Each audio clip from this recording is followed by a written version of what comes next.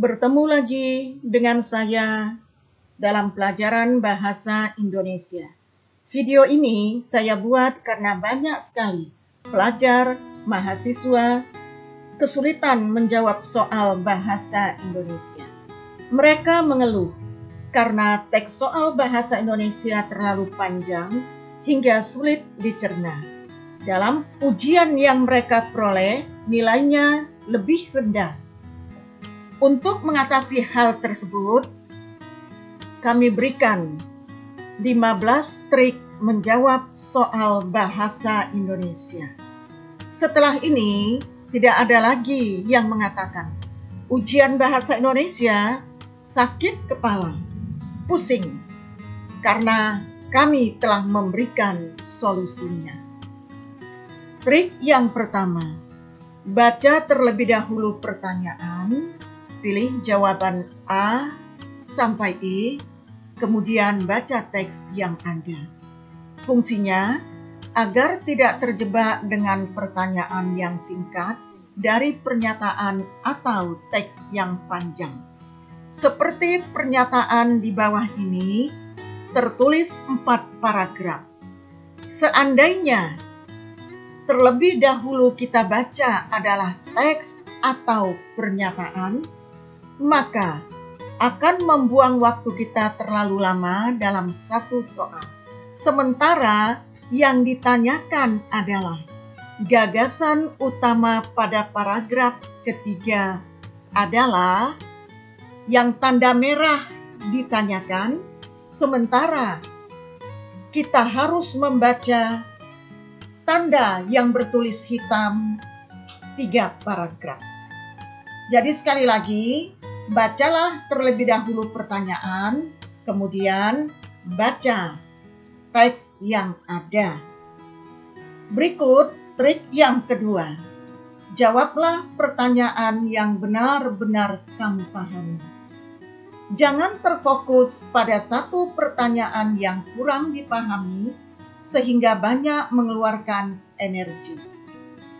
Jika satu soal tidak dipahami, langsung saja fokus pada soal berikutnya. Apabila soal setengah diketahui, baca hingga 2 kali. Jika masih terbentur, lanjut ke soal berikutnya. Jika seluruh soal selesai dibahas, baca kembali dari awal. Nomor 1 hingga nomor 50, tergantung jumlah soal. Dengan membaca kembali setelah selesai soal dibahas, membantu daya ingat kita untuk menjawab dengan benar. Trik yang ketiga, jika bertemu dengan pertanyaan gagasan utama, cukup baca kalimat awal dan kalimat akhir. Abaikan saja kalimat di antaranya. Biasanya yang ditanyakan adalah gagasan utama dan jawabannya adalah pada kalimat pertama yang dijelaskan secara umum. Contoh soal, ada 1 paragraf, gagasan utamanya ada di awal paragraf yang berwarna merah. Trik yang keempat, jika pertanyaan pada soal mengenai fakta, cukup perhatikan angka-angka pada kalimat. Biasanya angka menunjukkan hasil penelitian, survei, dan investigasi yang mengandung kebenaran. Perhatikan teks di bawah ini, tanda yang bertuliskan merah adalah fakta. Mencapai 784 dan bagian bawah lebih dari 1.500 orang. Itu adalah hasil penelitian. Jadi, tanda-tanda yang berwarna hitam, tulisan yang berwarna hitam, abaikan saja. Trik yang kelima, bila pertanyaannya adalah makna kata, maka teks tidak perlu dibaca, kecuali kita kurang paham maknanya. Sebagai contoh, makna kata konsumen pada penggalan berita tersebut adalah bacalah jawaban A sampai E. Abaikan teks yang disediakan. Trik yang keenam, jika membahas soal pembuka surat lamaran, teks juga tidak perlu dibaca. Kalimat pembuka surat lamaran pekerjaan berdasarkan pengumuman di atas adalah perhatikan jawaban A sampai E.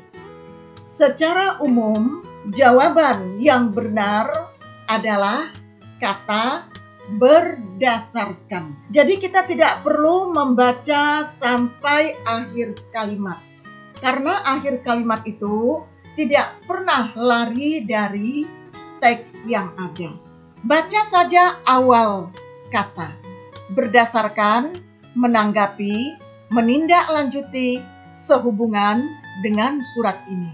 Secara umum, yang benar adalah berdasarkan.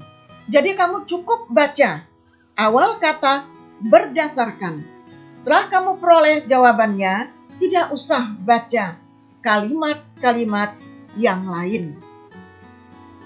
Trik yang ketujuh, bila muncul pertanyaan tentang alamat surat, teks juga tidak dibaca. Cukup kamu perhatikan pilihan jawaban A sampai E. Perhatikan jawabannya A, B, C, D, dan E. Yang benar adalah B, karena tidak menggunakan kata kepada, tidak menggunakan nomor. Kepada adalah kata penghubung antar kalimat, jadi tidak boleh digunakan untuk memulai alamat surat. Singkat kata, jawaban yang benar adalah B. Trik yang kedelapan, apabila menemukan soal tentang peribahasa, begitu juga teks diabaikan. Arti peribahasa keluar dari mulut harimau masuk ke mulut buaya adalah, jawabannya A, B, C, D, E. Kamu simak, kemudian kita peroleh. Jawaban yang benar adalah A. Sampai nomor 8 saya jelaskan, saya rasa tidak ada kesulitan. Dengan menghiraukan, membaca teks yang ada, berarti kita sudah mengurangi waktu menjawab soal beberapa menit atau bisa saja beberapa jam. Kita lanjutkan ke trik yang ke-9. Jika yang ditanyakan sudut pandang, perhatikan saja kata ganti pada teks yang disediakan. Sebagai contoh, sudut pandang orang keberapakah paragraf cerpen di bawah ini? Surya. Begitulah nama lelaki itu. Di awal sudah kita temukan kata ganti orang. Tidak usah dilanjutkan membaca kalimat-kalimat berikutnya hingga 1 atau 2 paragraf. Hal tersebut membuang-buang waktu untuk menjawab soal. Surya, begitulah nama lelaki itu. Nah, itu termasuk kata ganti orang. Di dalam cerpen, sebutan tersebut merupakan sudut pandang orang ketiga. Lanjut ke trik yang ke-10. Jika dalam diskusi yang ditanyakan tentang cara memberi saran, membantah atau mengemukakan pendapat, cari saja kalimat yang paling santun. Kita abaikan teks yang ada. Langsung jawaban A sampai E. Perhatikan A sampai E. Ternyata yang paling santun adalah C.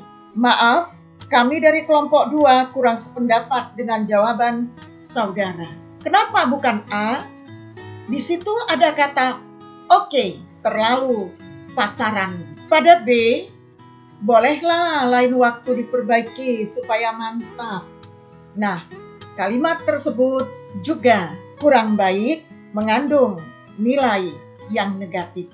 Demikian juga di E dan di D. Trik ke-11. Jika muncul pertanyaan kata-kata yang logis, juga tidak perlu membaca teks. Cari saja kalimat yang paling logis dan positif. Tanggapan logis terhadap isi paragraf di atas adalah mana yang paling logis? Apakah di A, lembaga kursus memang memanfaatkan kelemahan guru dalam mengajar? Perhatikan tulisan berwarna merah. Memanfaatkan kelemahan guru. Di situ kalimatnya berubah menjadi negatif. Karena ada kata-kata seakan-akan menyudutkan seorang guru. Di B juga ada diberi tanda tulisan merah yang menunjukkan bahwa kata-kata tersebut tidak positif. Perhatikan, B, dengan adanya pendalaman materi, kesejahteraan guru lebih meningkat. Kesejahteraan guru lebih meningkat menandakan kalimat negatif. Kenapa demikian? Seakan-akan guru dituding sebagai materialistis. Perhatikan juga di C dan D juga menggunakan kalimat negatif. Mana yang benar? Ternyata ada di E. Guru sebaiknya meningkatkan kompetensinya sehingga tidak perlu diadakan pendalaman materi. Lanjut ke trik 12. Soal yang menanyakan tentang kata serapan, kata baku, juga tidak usah dibaca teksnya. Perhatikan kata yang tepat untuk memperbaiki kata yang tidak baku dalam paragraf tersebut adalah A. Survei. Survei adalah kata yang tidak baku. Kalau sudah dilihat bagian pertama kata tidak baku, tidak usah dilanjutkan ke kata kedua dan ketiga. B. Survei. Nah, ini benar kalimat baku. Kalau sudah benar, baca kata kedua. Televisi juga benar. Baca kata yang ketiga, provinsi. Nah, ternyata juga benar, maka beri tanda benar pada B. Abaikan C, D, dan E. Berikut trik 13. Jika ditanyakan dalam puisi adalah tema, perhatikan kata apa yang sering muncul dan lihatlah judulnya. Judulnya doa.